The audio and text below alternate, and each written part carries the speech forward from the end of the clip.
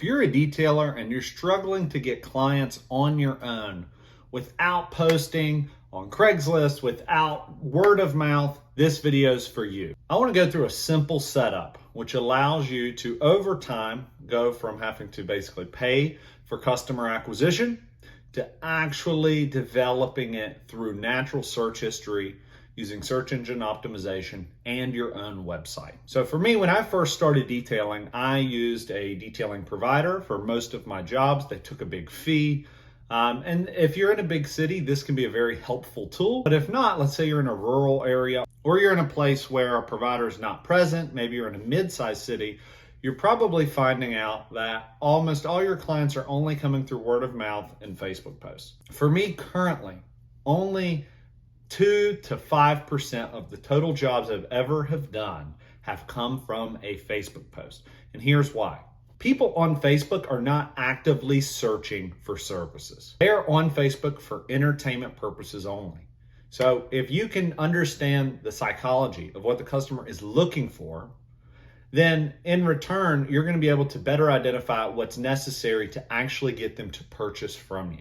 Posting on Facebook and Instagram, TikTok, all of these are strong things that you can do to build your brand.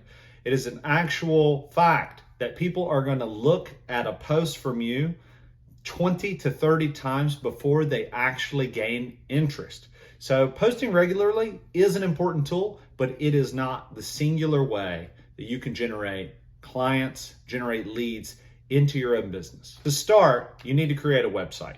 There's a lot of options that you can do.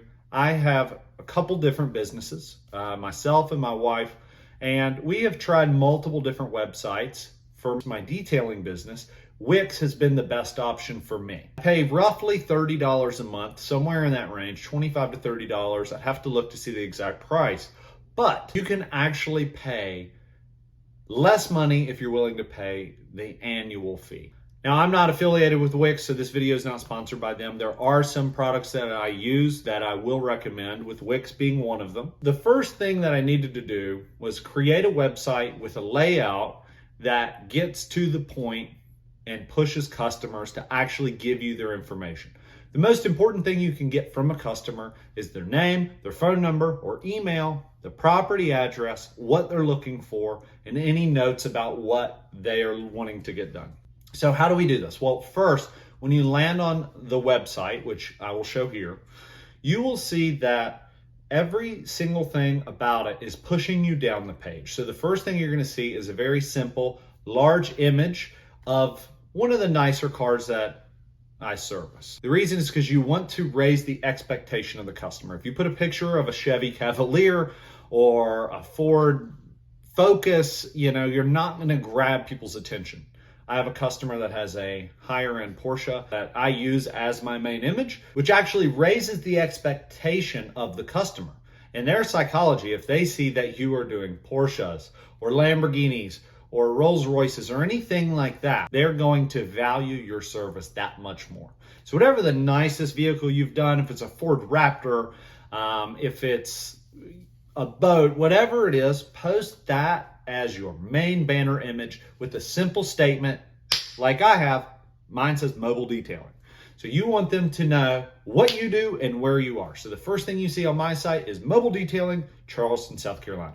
The next step on your site is actually pushing them to fill out your form. Now, what are they? They're not going to just fill out your form without some information. So what I have is a very simplified pricing diagram that's going to show them 4 to 5 packages, with the most expensive package being first. And I'll elaborate on that in a second. But you want your 4 or 5 packages. I recommend not having 30 packages and doing many, many things. When I first started, I did so many things. It's so hard to keep up with. It's so hard to price the right way. And it just makes much more sense to have a very simplified version of the pricing. The next step is, once they do that, it's going to push them to a form that they fill out. So you'll collect their first name, you'll collect their last name, their phone number, their email, and you can literally go through and make certain things required. All the basic information, property address, phone number, email, is required. So once I've collected that basic information, they're going to get to see the different packages that I've offered. Now, these on the form, it's a checkbox, so they need to select which one of those packages they're actually interested in. That needs to match the pricing diagram that you had before. Now, mine is a downloadable PDF instead of just an image. So instead of them having to go to my website every single time, they have it saved to their phone and they can just look at it for future reference. It'll also help them in the future when you show up. Let's say they book an appointment 3 weeks in the future and they're like, how much was it again? Instead of them asking you, which they still might do, they can actually refer to that PDF that they downloaded. Now, those items need to match the pricing diagram that you gave them to eliminate confusion.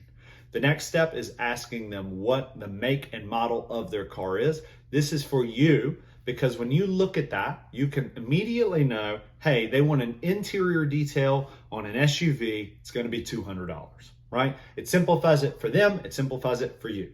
And then the last thing is an actual little section where they can type a free form answer with basically asks, is there anything else we should know? This is where they would fill out pet hair, or my dog threw up in the car, or my kid threw up in the car, or there's bird crap all over the car. Whatever that is, they'll be able to add that below. Or they might say, hey, I have 2 cars. I have 3 cars. Whatever it is, hey, can you please add Rain-X to the package? That sort of stuff. So it allows you to collect all their information. You get to see what package they want, what type of car they want, and any special notes that are relevant to the job that they're wanting done. Now, once they hit submit on this, you want to have basically a little reminder that says, thank you for submitting. We'll reach out to you soon. Because a lot of people, when I first started collecting information through, requiring them to fill out a form, a lot of them thought they were going to get booked like that, like a notification email that says, yes, your spot has been reserved for this. I don't have the ability to update my schedule with my site in perfect clarity to where it has open time slots available. There's too many variables, too many things change. And so that's not something that I can provide. So I want to remind them, thank you for submitting. We will reach out to you soon. So what happens once they hit submit? I get a notification for that form being filled out. So it'll literally say, John Doe has filled out a form on your website. It comes to my phone, it comes to my computer. I get a text version of that. I get an email version of that. So no matter what situation I'm in, I see that. The next thing is I'm actively going as fast as I can to respond to that customer. And here's why. The longer time goes by, the more they're going to shop around, the more they're going to look for other things. If they've made it that far on your website, you owe it to yourself and the customer to act on it quickly. Now, what I do, I usually send a text message to the number that they provided. If I don't hear anything back within an hour, I'll give them a call. If there's an email, I usually send a copy of what that message is going to be to the email as well so that they see it in both forms. This ensures that they get your message. Now, I forgot to mention on the form that they fill out, there's a requested date of service, preferred date of service. So what it allows them to do is say, hey, I want to do this on August 28th. And then when they submit it, I see that it's John Doe and he has a Ford Focus that he wants interior and exterior detail on. He wants to add Rain-X, there's pet hair removal, and he wants it done on the 28th. That way I already know, and when I respond to him via text message and email, he's impressed that I recognize him by his name. Within like a 5 to 10 minute window, he gets a response that has his name. Hey, John, we received your request for booking an appointment on the Ford Focus for August 28th. We do have availabilities that day. Which time slot would work best for you? Always, and every single time someone's done that, they've been impressed with the ability that I have to actually not just respond to them, but to actually respond to them in a professional manner that checks all the boxes and prove to them that I was listening. Now, what does this do for you? This allows you to show up in the search. So when people start searching for, detailing in your area, you're going to pop up they're going to click on your website. They're going to see this beautiful image of whatever the nicest car you do is with a brief description on what you do. And I mean brief and bold, okay? Mobile detailing, Charleston, South Carolina. They're going to go, nice. And so the first question they're have, what's the pricing? They scroll down, they see the pricing, they click on the pricing and they go, okay, well, this one might be too much, this one might be too little, blah, blah, blah. I'm going to pick this one. They fill out the form, they submit it. 5 minutes later, they get a response from you that proved that you were listening, and that overall experience they have is that you are a professional, and that is going to ensure them that you're a professional in everything you do, not just responding to them, not just having a website, but also in your work. So if you have a sloppy website, or you don't have a website, or they text you and you're like, hey dude, and do all this stuff, they're losing trust in you every single step of the way, and they're going to value your service less and less. Now, what I said earlier was that the pricing needs to be in order from the most expensive to the least expensive, and here's why. This is not my own. I didn't create this ideology. I actually borrowed this from Alex Hormozi, who I believe had borrowed it from like a wine tasting venue or something like that. But it clearly states why you put your highest prices first. Most people put their cheapest offering first. And what that does is that staples the price in their mind. So if you say, hey, my express wash is $60, that's the first thing they see.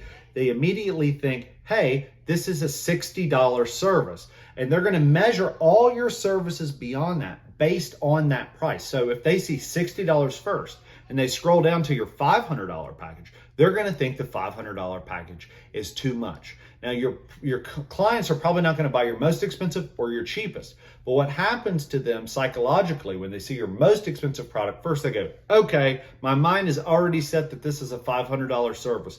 And so when I scroll down and I see the $285 service, that's going to seem reasonable to me because I don't want the highest. I definitely don't want the cheapest. And it staples them in the price point that you want them. I hope this helps. If you have any questions, please comment below.